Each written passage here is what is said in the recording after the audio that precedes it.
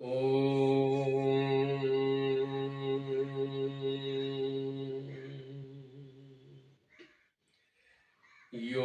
ब्रह्माणं विदधाति पूर्वं यो वै वेदांश्च प्रणोति तस्मै तं है देवात्मबुद्धिप्रकाशं मुमुक्षुर्वै शरणमहं प्रपद्ये। कर्तव्यदीक्षां समत्वशिक्षां ज्ञानस्य भिक्षां शरणागतिं च ददाति गीता करुणार्धभूता। कृष्णेन गीता जगतो हिताय यस्माद् धर्ममयी गीता सर्वज्ञान प्रयोजिका सर्वशास्त्रमयी गीता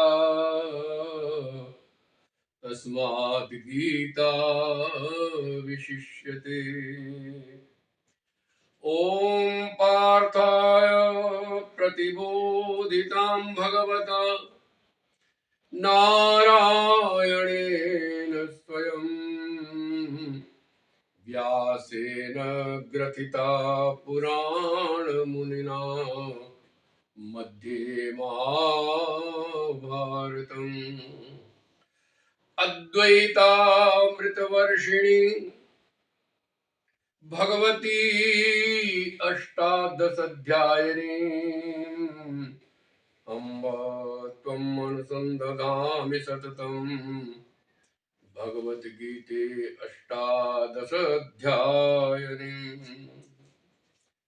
ऋषि गीता माता की जय।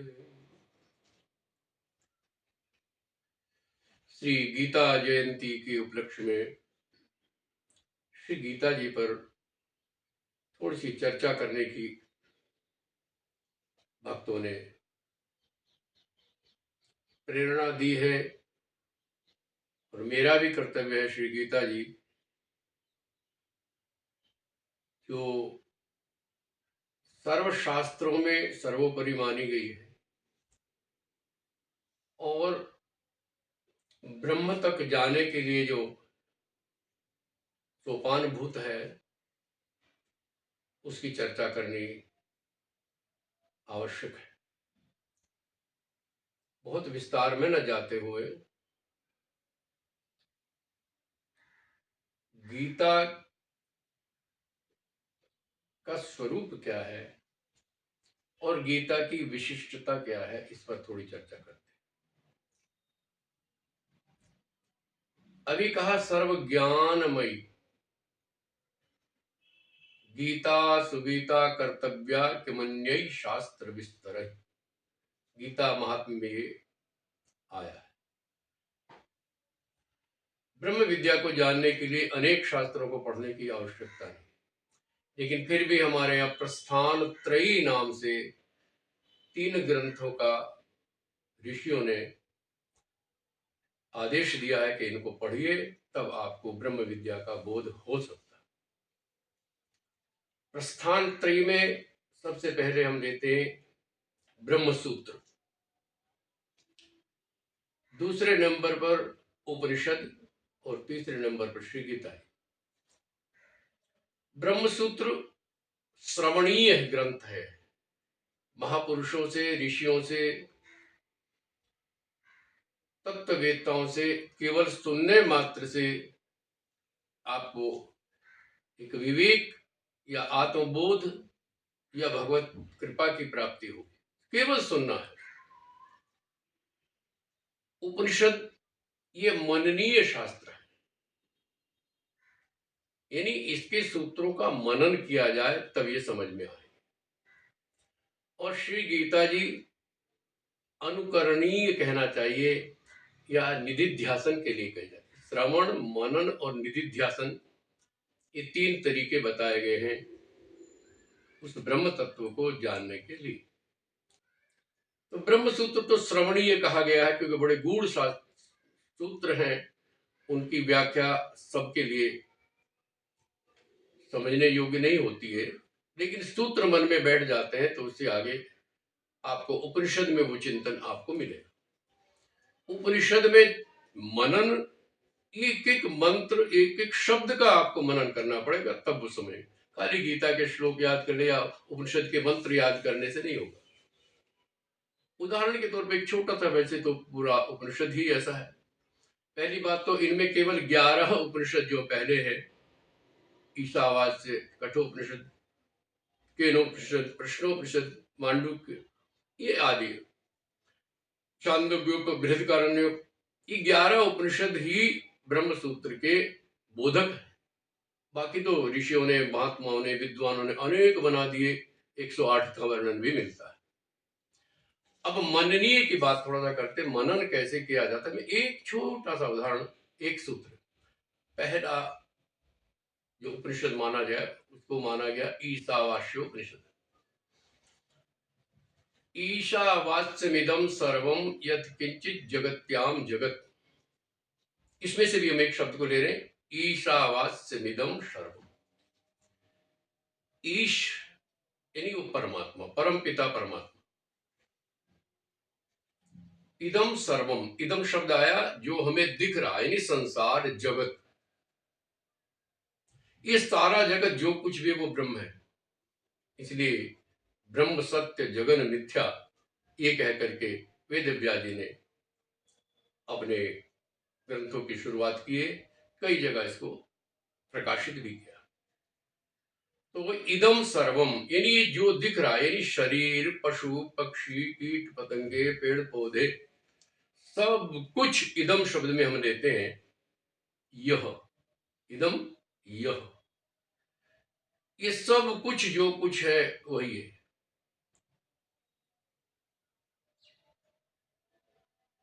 भगवान आरुणि अपने पुत्र श्वेत केतु को सूत्र देते हैं सबसे पहले, सदैव सौम्यम इदम अग्रे आसीत एकमेव द्वितीयम, एक ही अद्वितीय, दूसरा कुछ, अद्वैतवाद है। सत्य ही था और कुछ नहीं था। जब और कुछ नहीं था तो जगत कहां से बना? तो सत्य से ही बना है, ब्रह्म से ही बना है। स्वयमेव जगत भूत्वा स्वयमेव प्राविशत, खुद ही जगत बन गया और खुद ही उसमें प्रवेश करके लीला करने लगा, याज्ञवल्क्य जी कह।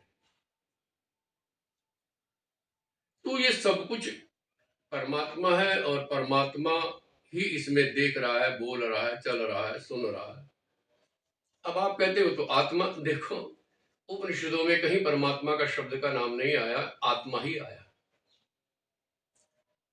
ये तो थोड़ा सा विभेद किया गया है ताकि हम समझ लें। एक छोटे स्थान में जब हम देखते हैं शरीर में तो हम उसको आत्मा कहते हैं, और जब उसको पूर्ण विश्व में व्याप्त देखते हैं तब उसको परमात्मा कहते हैं। बस इतना ही अंतर है। लोटे का जल लोटे में और गंगा जल तो विस्तृत है। तो दोनों जलों में अंतर नहीं है, उनकी प्रकृति प्रवृत्ति, उनके गुणों में अंतर नहीं है, लेकिन उनकी जो क्वांटिटी है उसमें अंतर है, मात्रा में अंतर है, लेकिन वस्तु में अंतर नहीं होता। ऐसी आत्मा परमात्मा एक ही है, एक ही शब्द है, लेकिन आत्मा कह करके हम प्रयोग करते हैं। अब उसका ज्ञान प्राप्त करना है तो ये 3 शास्त्रों का जिक्र किया गया, ब्रह्मसूत्र, उपनिषद और गीता जी। अब गीता जयंती तो हम गीता पर आएंगे, लेकिन थोड़ी भूमिका बना करके आए। ईशावास्यमिदं सर्वम, ये सब कुछ ईश ही है। पहले तो इसी सूत्र पर बार बार चिंतन करो कि ईश कौन है, वो कैसे इसमें है। तो अभी थोड़ा सा संकेत किया, खुद जगत बना, जगत में रहने लगे। यत किंचित, जो कुछ भी कह दे, जो कुछ भी है सब ब्रह्म है। इस जगत में जो दिख रहा है वो सब तेन तक तेन भुंजे था। इसलिए आप जिस चीज का भी, पैसे का, धन का, खाने का, जिसका उपयोग करें, उसका ध्यान करके, उसके लिए अलग करके, निकाल करके, उसके निमित्त त्याग करके उसका भोग करें। देखो, इसको प्रयोग में लाना है। ये नहीं वो फिर मनन तो क्या करा, सब कुछ परमात्मा है तो हम जो खा रहे हैं वो सब परमात्मा का रूप है या परमात्मा का दिया हुआ है, तो उसके लिए त्याग करके खाएं, ये तरीका हो। क्योंकि जगत में किसी को हम अपने भोजन में से दे रहे हैं तो परमात्मा को भेंट कर रहे हैं, पैसा भी दे रहे हैं तो परमात्मा को भेंट कर रहे हैं। हालांकि उसको जरूरत नहीं है, लेकिन हमारा कर्तव्य है जिसने दिया उसका ध्यान करके, उसके लिए त्याग करके हम उसका उपयोग करें। तेन त्यक्तेन मुझदा माँ गृध, किसी से ईर्ष्या न करें, उसके पास ज्यादा है मेरे पास कम है, वो अपने अपने कर्मों के हिसाब से कम ज्यादा होता है, उसमें भगवान का कोई दोष नहीं। इसलिए किसी से ईर्ष्या न करें, उसके पास ज्यादा है, ज्ञान ज्यादा है तो ईर्ष्या कर रहे हैं, पैसा ज्यादा है तो ईर्ष्या कर रहे हैं, नहीं। क्योंकि ये धन कश्चित धनम, ये धन कभी किसी का नहीं हुआ। महाभारत में आता है, भीष्म जी, द्रोणाचार्य, कृपाचार्य जब युधिष्ठिर जी प्रणाम करने जाते हैं युद्ध से पहले, तो वो यही कहते हैं, अर्थो हि दासो मनुष्य, सारी दुनिया पैसे की गुलाम है, पैसा आज तक किसी का गुलाम नहीं। अभी सारी बातें विचार करो, तब इस मंत्र का अर्थ थोड़ा थोड़ा समझ में आए। आगे तो बड़े बड़े मंत्र हैं, तत्त्वमसि की व्याख्या तो आप बड़े बड़े ग्रंथ पूरे हो नहीं हो पाते, व्याख्या नहीं हो पाती, लेकिन मननीय है, चिंतनीय है और विचारणीय है। मगर गीता तो अनुकरणीय है, गीता को तो अपने जीवन में उतारना पड़ेगा, निधिध्यासन करना पड़ेगा। खाली गीता के श्लोक रट के सुना देने से पूर्ति नहीं हो जाती। हाँ, क्योंकि मंत्र है तो जाप का लाभ तो हो गई, मंत्र है तो बोध भी होगा।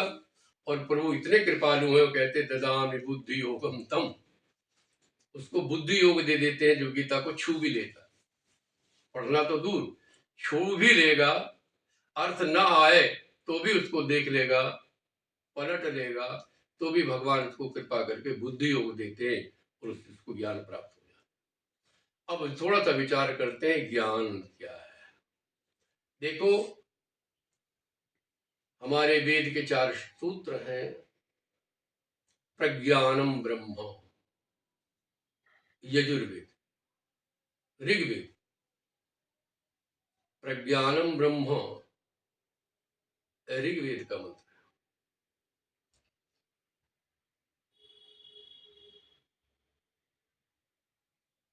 अहम ब्रह्मास्मि यजुर्वेद का, तत्त्वमसि सामवेद का, अहम ब्रह्मास्मि अथर्ववेद का। क्रम में भेद भी हो सकता है। तो पहले को देते प्रज्ञानम ब्रह्म। ये जो ज्ञान होता है ये एक ही होता है, ज्ञान अलग अलग नहीं होते। वस्तुएं अलग होती हैं, उनकी प्रक्रिया अलग होती है, जो ज्ञान शब्द है वो एक ही होता है।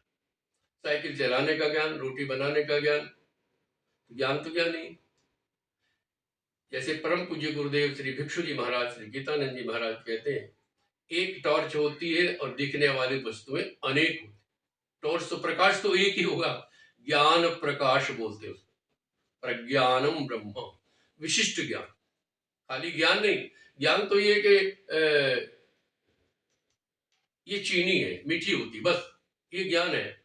मगर ये चीनी बनी कैसे, कहां से पैदा हुई, तो पीछे जाएंगे तो गन्ना, ईख, ऊख, कुछ भी कहिए आप, उसके रस से गुड़ बना, गुड़ को शुद्ध किया, साफ किया, मशीनों में गया तो चीनी बनी।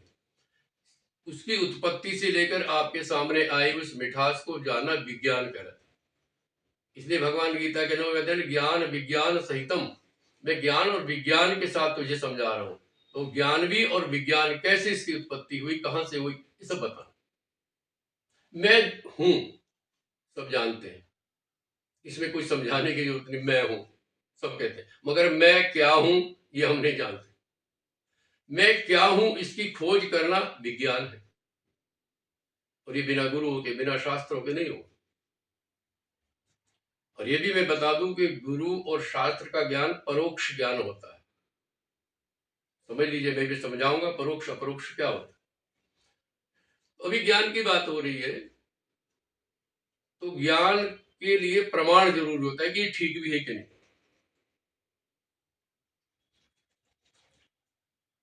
तो ज्ञान होता है, एक होता प्रत्यक्ष ज्ञान, एक होता परोक्ष ज्ञान, और एक होता अपरोक्ष ज्ञान, जो अपना ज्ञान होता अनुभव के द्वारा। प्रत्यक्ष तो ये पुस्तक रखी है, ये प्रत्यक्ष ज्ञान है, इसमें किसी की पूछने की जरूरत नहीं। साहित्य के हिसाब से किसी भी तत्व को, शब्द को जानने के लिए, वाक्य को जानने के लिए, वस्तु को जानने के लिए 3 प्रमाण माने गए: प्रत्यक्ष प्रमाण, अनुमान प्रमाण और आप्त वाक्य या शब्द प्रमाण। आप्त वाक्य तो बड़े का कहा हुआ, गुणी का, अनुभवी का, अनुभव करने वाले का कहा हुआ, ये आप्त वाक्य है। पहले ही बता दूं, गीता जी आप्त वाक्य है, क्योंकि भगवान स्वयं अपने मुख से इसको बोल रहे हैं। सर्वशक्तिमान, सर्वज्ञानमान सर्वेश्वर कह रहा है तो उसकी बात झूठी नहीं हो।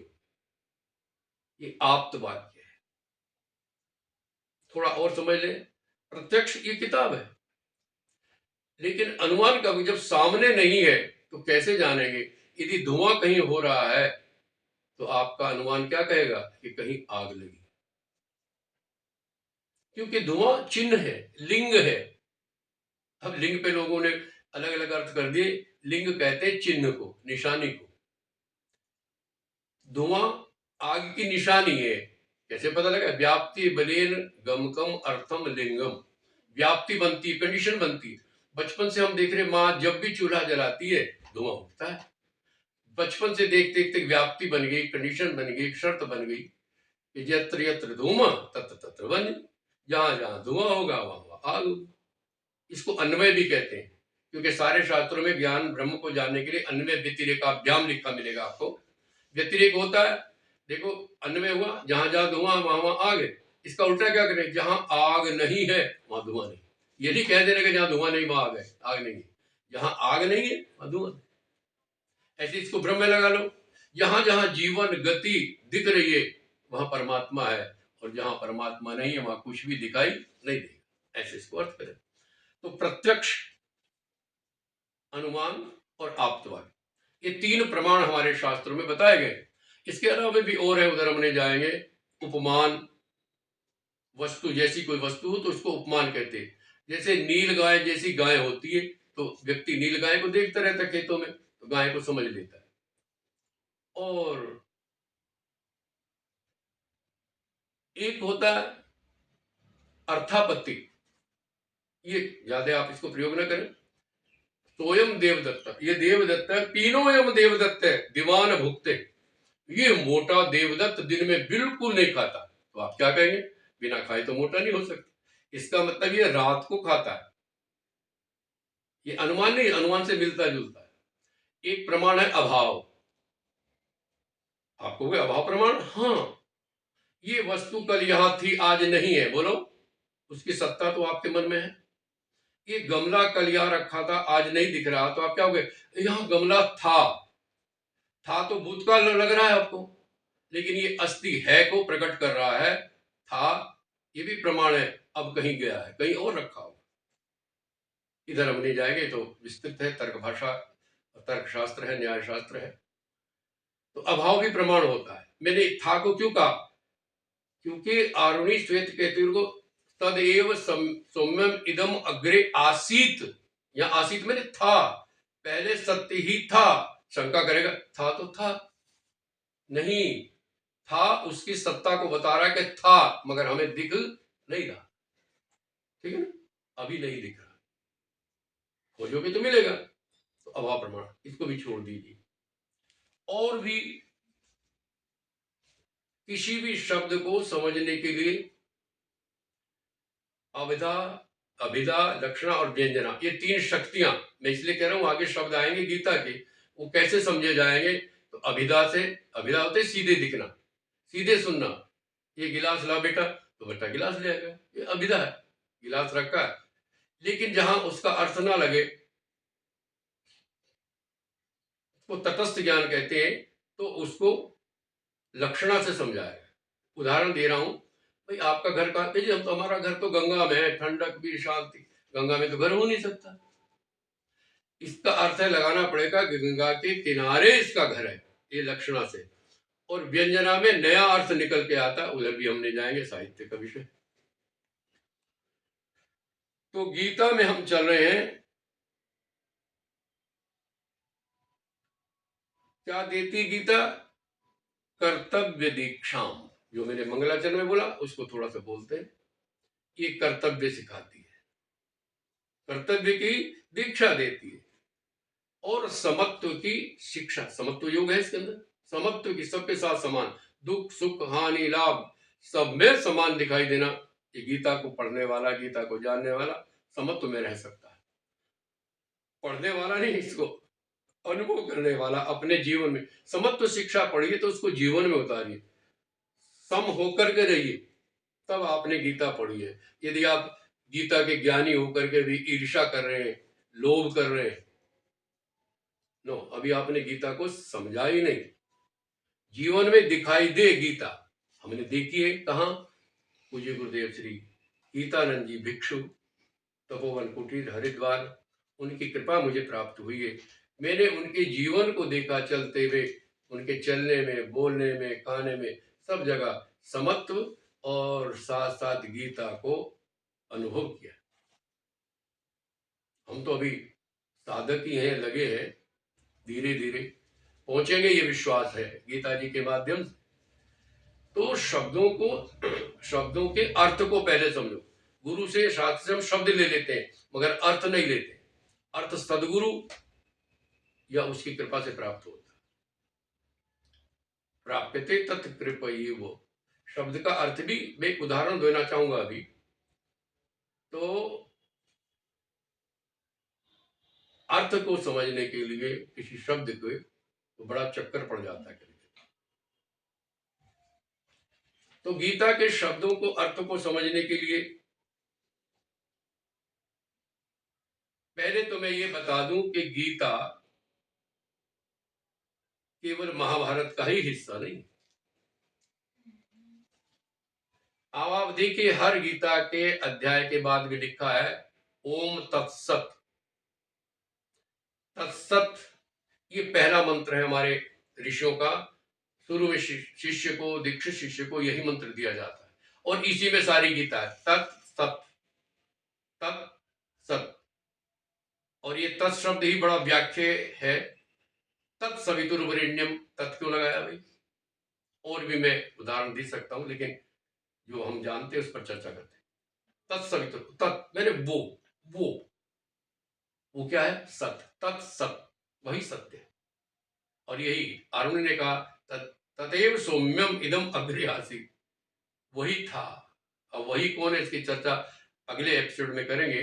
लेकिन फिलहाल थोड़ा सा बता दें, एक गंभीर विषय सामने आया पढ़ते हुए कि उपनिषद, आगे बोला सत, गीतासु, गीतासु बहुवचन में आया। इसका मतलब गीता अनेक है। ऋषियों ने बताया, हमने भी कई जगह पढ़ा है, 24 बार भगवान श्री कृष्ण ने अलग अलग प्रकरणों में, अलग अलग समय पर, अलग अलग रूपों में इस गीता को गाया। यहां तक के भगवान श्री राम को योग वासिष्ठ में वशिष्ठ जी ने राम जी को यही गीता, यही श्लोक, अभी आएगा चर्चा करूंगा, इसको सुनाया। तो गीतासु मैंने बहुत सी गीताओं में से ये मंत्र मिलते हैं, उपनिषद में मिलते हैं। उपनिषदसु, एक उपनिषद में नहीं, कठोपनिषद में ज्यादा है, प्रश्नोपनिषद में मिलेगा, मांडुक्य में मिलेगा, बहुत उपनिषदों में मैंने देखा तो 30-32 श्लोक जो के तू हैं, और उपनिषद में भी मिले। तो गीतासु मैंने बहुत सी गीताओं में, उपनिषदसु उपनिषदों में ब्रह्म विद्या तो एक ही होती। योग शास्त्र पे मैं अटका, पतंजलि योग शास्त्र में तो अष्टांग योग का वर्णन है, वो तो उसी अष्टांग योग से प्रभु की प्राप्ति मानते हैं। लेकिन नहीं, मेरा मन कहता है ये वशिष्ठ योग का संकेत। वशिष्ठ योग, जो वशिष्ठ महारामायण जो वाल्मीकि जी ने बहुत पहले लिख दी थी, उसी प्रकरण में वशिष्ठ जी राम जी को सुनाते हैं राम जी भी निराश हो गए थे अपने जीवन में संसार को देख करके, तब उनको जागृत करने के लिए गीता सुनाई गई। और वहां कहा गया कि राम, तुम ही अगले युग में कृष्ण बनोगे और तुम दो रूप में पैदा हो, दो रूपों में तुम ही द्विधा भूता, दो रूप में तुम्हारा एक अंश तुम्हारे में से अर्जुन बनेगा जो वसु पांडवों में पैदा होगा, और तुम जाकर के वृष्णि वंश में वासुदेव के नाम से प्रसिद्ध होगे।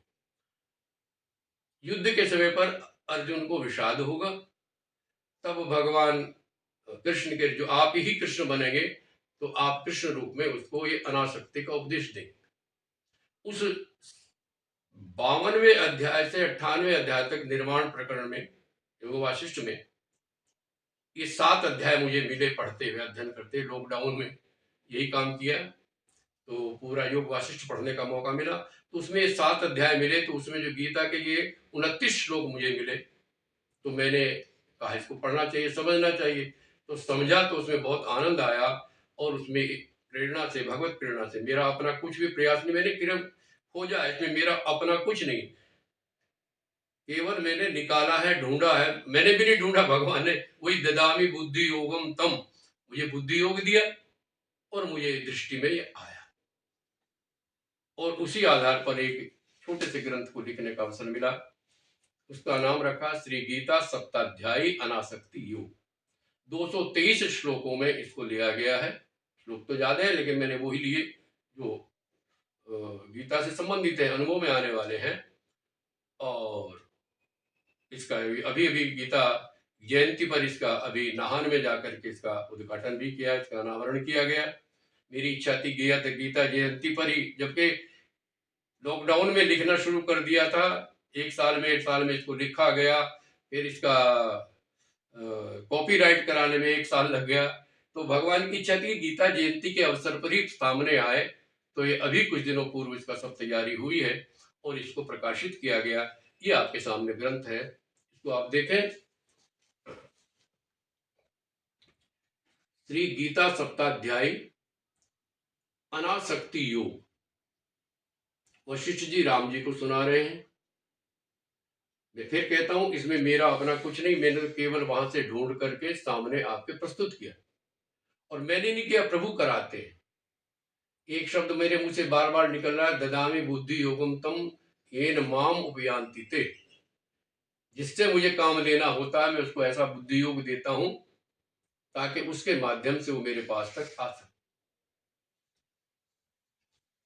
अब ये बुद्धि योग की बात में एक बहुत सुंदर बात याद आई कि गुरुत्वाकर्षण का जो नियम है, सारी दुनिया कहती है ये न्यूटन का दिया हुआ आकर्षण का जो नियम है, कहते गुरुत्वाकर्षण। ये कैसे हुआ?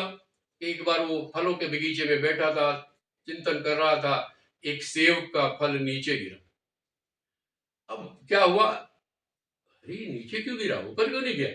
उसने फिर फेंका, फिर नीचे आ गया, फिर फेंका और पत्थर फेंका, वो भी नीचे आ गया। तो उसके मन में ये बात जागृत हुई, मैं जागृत भगवान ने दी, सुन लिया, भगवान ने इसको योग दिया। ये बुद्धिमान है, चतुर है, चिंतन करने वाला है, विषय का, शब्द की गहराई तक जाने वाला है, चीज की, वस्तु की गहराई तक जाने वाला है, इसको योग देते।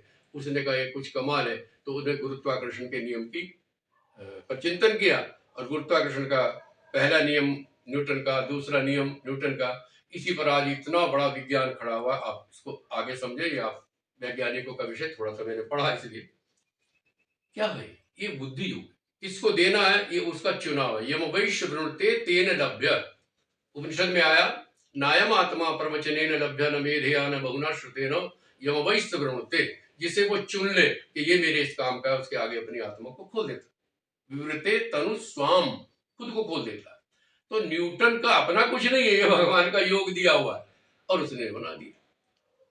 परम पूज्य आदरणीय महर्षि श्री दयानंद जी महाराज जी को प्रणाम करते हुए कहूंगा, बड़े अच्छे तपस्वी ज्ञानी, लेकिन उनको भी कब बुद्धि योग मिला? भगवान शिव की तरफ से।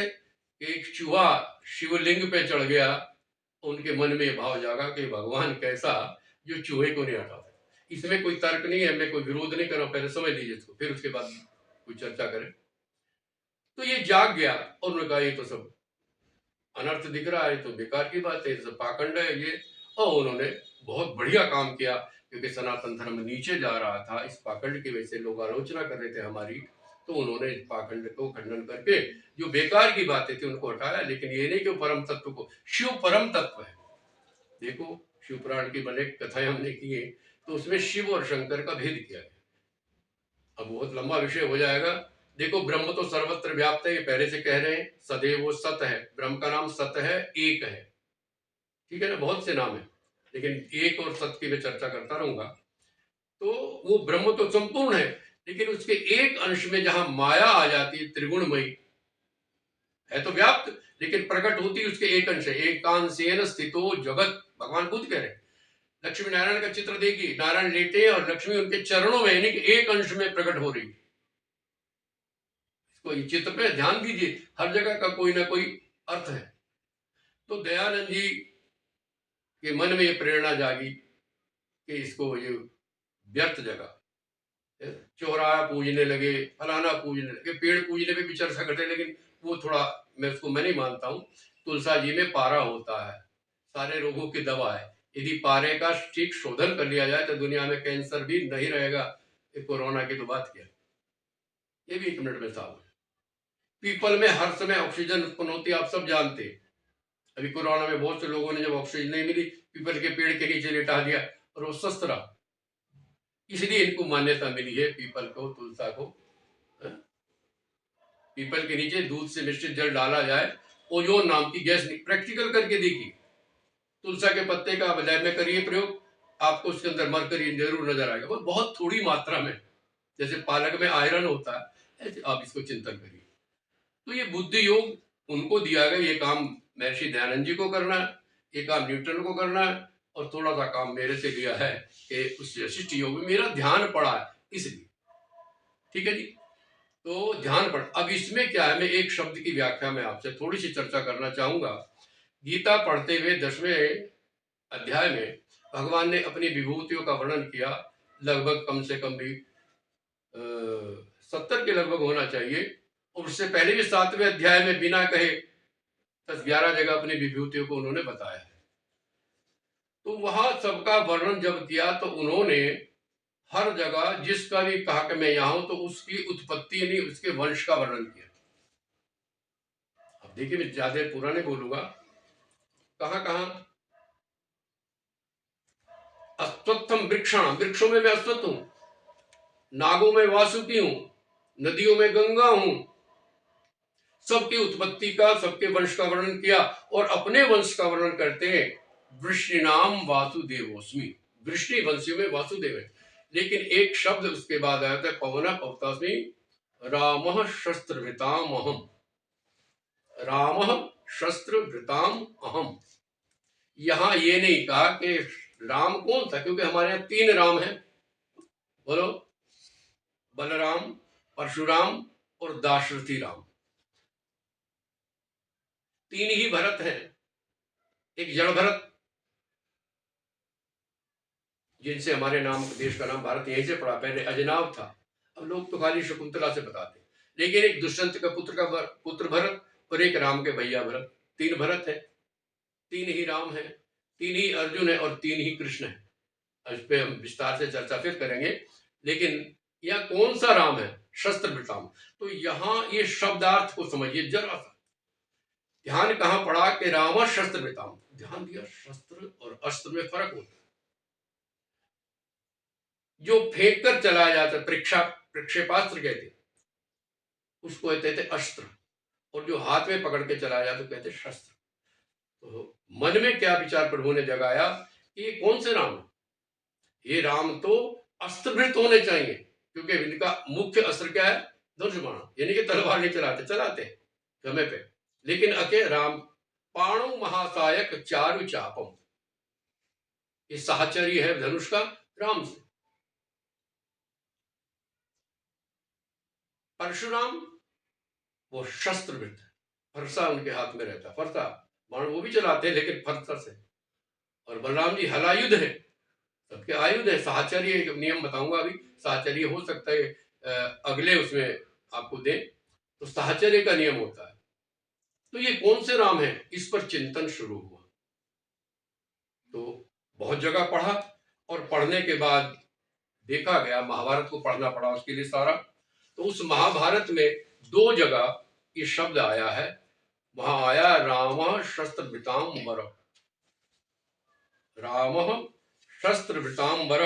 ये मैं आपको थोड़ा सा देख करके बताना पड़ेगा। महाभारत के उद्योग पर्व में, और उसमें भी अंबिकोपाख्यान मिलेगा आपको 176वें अध्याय में, और उसका 43वां श्लोक है। उस 43वें श्लोक में अंबिकोपाख्यान आता है, और अकृत वर्ण राम के ऋषि जो अंबा के पास बैठे बात कर रहे हैं, और तू कहते तुझे अपनी बात मनवानी है, भीष्म से शादी करनी है, तो परशुराम जी के पास जाओ। और क्या कहते हो, परशुराम कौन है? मम राम सखा वत्से प्रीति युक्त सुरिच में जमदग्नि सुतो वीर। ध्यान से सुनिए, जमदग्नि सुतो वीर, जमदग्नि का जो बेटा है, जो महावीर है। और वो क्या है? सर्व शस्त्र भृताम वर। बोलो, सर्व शस्त्र भृताम वर, एक जगह। और शांति पर्व में जाएंगे, जहां भगवान भीष्म जी स्तुति कर रहे हैं सरसैया पर पड़े हुए, वो भी क्या कहते हैं अपनी स्तुति में? जमदग्नि स्तुतो भूत्वा राम शस्त्र भृताम वर। आप ये पढ़िए, मैं अपनी तरफ से कुछ नहीं कह रहा हूं। महाभारत के शांति पर्व में भीष्म स्तवराज है, जहां स्तुति की है भीष्म जी ने भगवान के विभिन्न रूपों की। वहां परशुराम जी की स्तुति करते हुए कहते हैं, जमदग्नि सुतो वीर राम शस्त्र भृतांबर मही क्षत्रियाम निश्चक्षत्रियाम चक्रे तस्मी रामात्मने नमः। उस राम को मैं, कौन से राम के? जो शस्त्र भृत है। अब आप खुद अनुमान कीजिए कि जो गीता में रामा शस्त्र पितामहम, ये कौन से राम है? मैंने हजारों, क्या हजारों तो नहीं कहना चाहिए, लेकिन सैकड़ों प्रतियां पढ़ी है गीता के, टिप्पणियां पढ़ी है, सबने दाशरथी राम को ही माना है। लेकिन मेरा चिंतन, मेरा विचार है कि ये परशुराम जी हैं। आप इस पर विचार कीजिए, उससे पहले इस पे कोई टीका टिप्पणी जल्दी में मत करिए। कम से कम आपको मैं 15 दिन का समय दे रहा हूं, आप इस पर खूब विचार करें कि कौन है। इन चीजों को लेकर महाभारत को पढ़िए, और तब इस पर शस्त्र वृत्त और अस्त्र वृत्त पर चिंतन कीजिए, और उसके बाद निर्णय कीजिए कि ये राम कौन से राम। क्योंकि शब्द, अनेकार्थक जो शब्द होते हैं, उनको नियंत्रित करना पड़ता है, क्योंकि एक शब्द के अनेक पर्यायवाची होते हैं। एक उदाहरण, 2 उदाहरण, 14 तरीकों से, 14 तरीके हैं नियंत्रित करने के। उनमें से मैं 1-2 को आपको बता रहा हूं, ज्यादा नहीं बता पाऊंगा इस समय। साहचर्य, पहला तरीका साहचर्य। सशंक चक्रो हरि, ये शब्द आता है। तो शंख हरि के 16 अर्थ हैं, 16 अर्थ हैं हरि के। अमर कोश में पढ़िए। हरि मैंने बंदर, हरि मैंने घोड़ा, हरि मैंने सर्प, सब सारे नहीं बताऊंगा। तो हरि, तो यह कौन सा हरि है? शंख चक्र किसके हाथ में? विष्णु के। चक्र ही कुछ नहीं, यहां हरि मैंने विष्णु लिया जाए। और विरोध, असंग चक्रो हरि, शंख चक्र से रहित हरि तो कोई भी हो सकता है, विष्णु नहीं। अब यहां देखने का साहचर्य और विरोधिता। रामा लक्ष्मणौ पथिगतौ, राम रक्षा स्तोत्र में जब वन पर्व में जा रहे हैं, वन में जा रहे हैं राम लक्ष्मण, तो कह रहे राम और लक्ष्मणों, कौन सा राम है ये? परशुराम तो हो नहीं सकते। लक्ष्मण के साथ किसका सहयोग है? दशरथ के पुत्र। आगे आप कहीं पढ़ेंगे कि राम और अर्जुन का बड़ा भारी युद्ध हुआ। मैंने कई कथाओं में बोला, लोग चौंके, राम त्रेता के, अर्जुन द्वापर का, इनका युद्ध तो हो ही नहीं सकता, हो ही नहीं सकता। अरे हुआ। तो यह विरोध देखना पड़ेगा, किसका किस राम से विरोध हुआ, तो पता लगेगा परशुराम का सहस्त्रार्जुन से विरोध हुआ। बात समझिए आप, वहां राम ही लिखा है और अर्जुन, सहस्त्रार्जुन के लिए अर्जुन ही लिखा। इसको थोड़ा सा और समझ सकते हैं, समय है तो। मधुना मत्तः कोकिल, ये 14 में से बता रहा हूं, 2-3। कोयल मधु से मस्त हो गई। अब मधु मैंने शहद, मधु मैंने शराब, कोयल का तो कोई मतलब नहीं।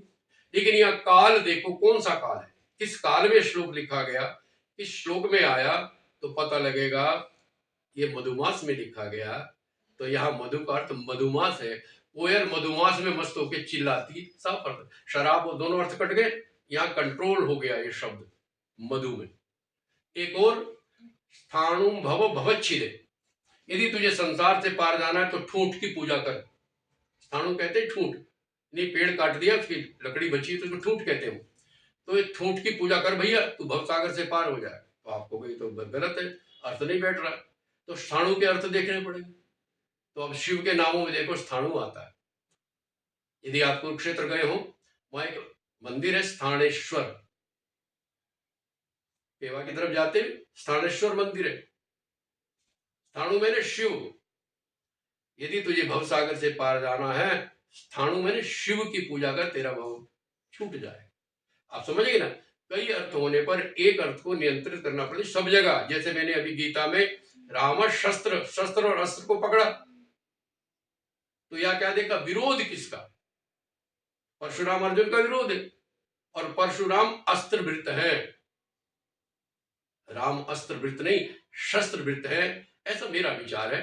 मैं वादो नावलंब्य, मैं वाद नहीं कर रहा हूं, मेरा चिंतन जैसे प्रभु ने दिया मैंने सामने रखा है। चिंतन आप करिए, गलत हो तो उसको ठीक कर दीजिए। मुझे कहने की आवश्यकता, ना मैं वाद विवाद न तर्क करूंगा, न किसी के प्रश्न का जवाब दूंगा। और यदि आपको अच्छा लगे तो आप आशीर्वाद शब्द लिख देना, नहीं तो ये प्रभु के अर्पण मैंने किया है। कल फिर चर्चा करेंगे इसी विषय में आगे। हरिओम तत्सत, हरिओम तत्सत। इस पुस्तक को आप देखें, ये आपको उपलब्ध होगी कहाँ, ये मैं अगले एपिसोड में आपको बताऊं। यदि अच्छी लगे तो स्वीकार करें। मेरे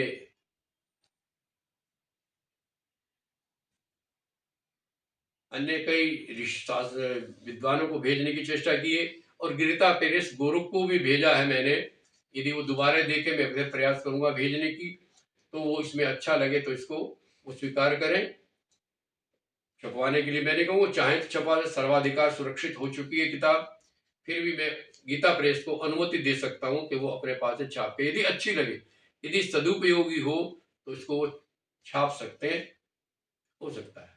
तो आप सबके लिए अभिवंदन, आपने मुझे सुना, इसके लिए आपका बहुत बहुत धन्यवाद। आपको आशीर्वाद, फिर कुछ चिंतन आपको कल फिर देंगे। प्रणाम।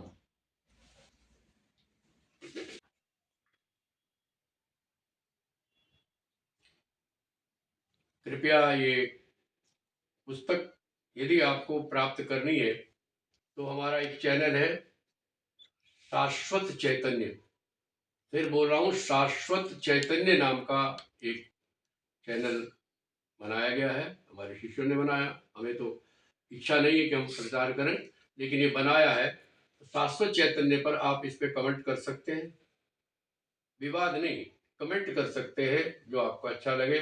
और इस पुस्तक प्राप्ति के लिए इसके अंदर भी फ़ोन नंबर है, और आप चैनल पे भी आप इसको मंगा सकते हैं, बीपी द्वारा आपके पास भेज सकते हैं। तो उस फ़ोन नंबर दो इसके अंदर दिए हैं, 2 नंबर प्रकाशक का और हमारा, उस पर आप फ़ोन करके इस पुस्तक को मंगा सकते हैं। और यदि आप हमारे शहर सहारनपुर में, जिसको शिवारण्यपुर कहता हूँ, शिवारण्यपुर हमारे शहर का नाम है शिवारण्यपुर, क्योंकि शिवा ये शिवालिक पर्वतों का अरण्य है, ये शिवालिक पर्वत का अरण्य है, जंगल है, इसलिए इसका नाम होना चाहिए शिवारण्यपुर। अब ये कैसे हुआ, क्या हुआ, बाद में मुगलों का आक्रमण हुआ तो उन्होंने यहाँ का नाम सहारनपुर रख दिया, कैसे रख दिया वो जाने। लेकिन मेरी दृष्टि में, क्योंकि हम मंत्रों में बोलते शिवारण्यपुरे, संकल्प बुलाते शिवारण्यपुरे, तो शिवारण्यपुर इसका नाम होना चाहिए। और यदि आपको अच्छा लगे तो इसका प्रयोग करें। और मैंने योगी जी को लिखा तो है, लेकिन हम लोगों की नगाड़े में तूती की आवाज कौन सुनता है, लेकिन फिर भी मैं इसको शिवारण्यपुर ही कह के पुकारूंगा। मेरे सब ग्रंथों में शिवारण्यपुर मिलेगा। मुक्ति 10 कदम एक और ग्रंथ हमने लिखा है, वो भी आपको उपलब्ध हो सकता है। जय सच्चिदानंद, जय सच्चिदानंद।